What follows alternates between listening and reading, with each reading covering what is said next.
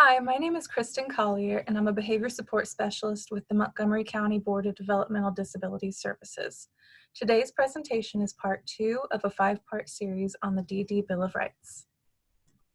Today we will focus specifically on the group of rights in the DD Bill of Rights known as the personal living rights. These include the rights to adequate housing, adequate and nutritious food, religion, privacy, and individuality. If you've already watched part 1 of the series, you may notice that many of the topics we will discuss today have been covered in some way by the last training. That's because human rights are interdependent and connected. For example, access to adequate housing can be a precondition for the enjoyment of several human rights. The rights to work, health, voting, privacy, and education, to name a few. If someone is evicted from their home, they may not be able to vote, obtain health care, or go to school. A person with disabilities should not have to fear this happening. A person needs their personal living rights ensured in order to live in dignity. Let's continue to discuss the right to adequate housing in more detail. Everyone has the right to a clean, safe place to live. People also have a need for privacy and independence, or the right to a place to be alone. As providers, it's our role to protect the individuals we serve from forced eviction or being threatened with eviction. If relevant, help maintain the individual's home with safe drinking water, adequate sanitation, energy for cooking, heating, lighting, food storage, and garbage disposal, and reporting if these things get damaged or stop working. Providers should also assist in keeping clean and caring for the items in the home, helping an individual access the things they need in their home, and allowing individuals to express themselves and their unique cultural identities in their home. An individual's home should be used to protect the individual against cold, damp, heat, rain, wind, and threats to health and structural safety. Next, let's talk about the right to food. The people we serve have the right to have food that is good for them. People with developmental disabilities are often physically vulnerable. Food must not just have enough calories, but also satisfy the unique dietary needs of the individual. It must take into account their health and physical condition. If a person does not have access to the nutrients they need, they may be more vulnerable to illness, including COVID-19, and display both mental and physical effects of malnutrition. Doctors can be involved to make recommendations to meet individual nutritional needs, or you can follow general nutritional guidelines for Americans. An individual's food choices must also consider the person's religion, culture, or age. Let's discuss a scenario in which an individual, we'll call her BB, only wants to drink soda and eat cake for mealtimes. In order to best serve BB, providers should first make themselves aware of BB's nutritional needs by reviewing the ISP and DINA and asking questions to the team. In this scenario, the providers read the ISP and DINA and both mentioned BB's love for sweets. BB's mom mentioned in the last meeting that BB would eat sweets for every meal if that was allowed. However, the ISP and DINA do not mention any special diet or nutritional requirements, so it's fair to use dietary guidelines for the average adult American. Providers can use sources such as choosemyplate.gov or other educational websites on the topic. Choosemyplate.gov shows examples of healthy meals and how much fruit, vegetables, meat, and grains an adult needs to eat every day. This knowledge can then be used in meal planning and preparation to know that the food that is served has enough nutrients for the person's health needs. Instead of just forcing BB to follow the recommended meal plan, educate her about healthy food choices to ensure she understands the reason for this meal plan and is able to take part in aspects of her own daily life. The providers in this scenario should involve BB in weekly meal planning where she can choose what day they have each meal.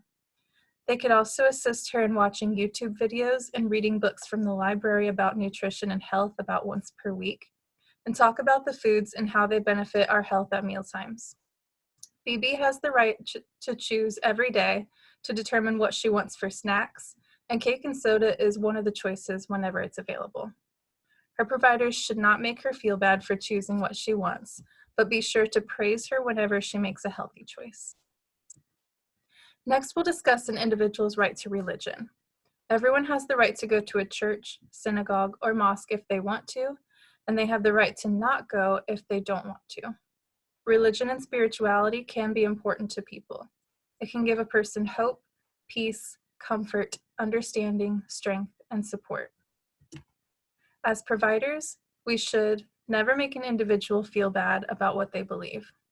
You do not have to believe or even understand the individual's beliefs, but you cannot judge or criticize them for doing so.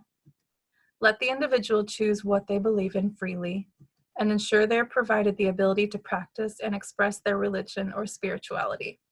This can include transportation to and support in a religious service, church, temple, mosque, etc., time to pray, time to meditate, allowing them to sing and listen to religious songs, or reading religious books to them, the Bible, the Torah, the Quran, etc. Just as you must honor an individual's right to believe what they want to believe, you must also honor the right to not do anything religious that an individual does not want to do. Next is the right to privacy. Every individual has the right to a time and place to be alone, and the right to keep some things private if they want to. Let's go through some examples of how you as a provider can protect the right to privacy of the individuals you serve.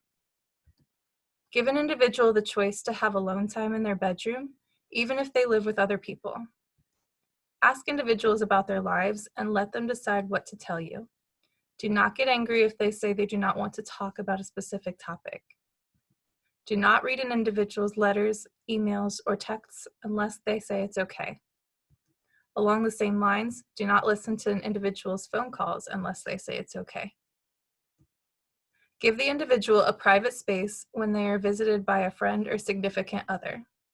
And lastly, keep information about the individual to yourself, unless not sharing the information could lead to harm to the individual or others.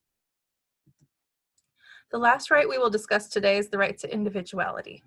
Everyone has the right to have their own things, and they have the right to use these things. Some ways that you as a provider can respect a person's individuality would be to allow an adult to choose to play with dolls or to watch cartoons if they want to. Allow a male to choose to use makeup or paint his nails. Help individuals to display items given to them by family and friends. And provide opportunities to make artwork to be displayed in the home. Let's end with a scenario. An individual is watching a movie in his bedroom after dinner. He chooses a horror movie, Friday the 13th. The individual's HPC provider is sitting in the individual's bedroom and watching what he's doing. The provider says she thinks horror movies are too disturbing for anyone to watch and tells the individual to make another choice. The individual says he loves this movie and wants to watch it anyway. The provider tells him he can't watch it because it's bad for him.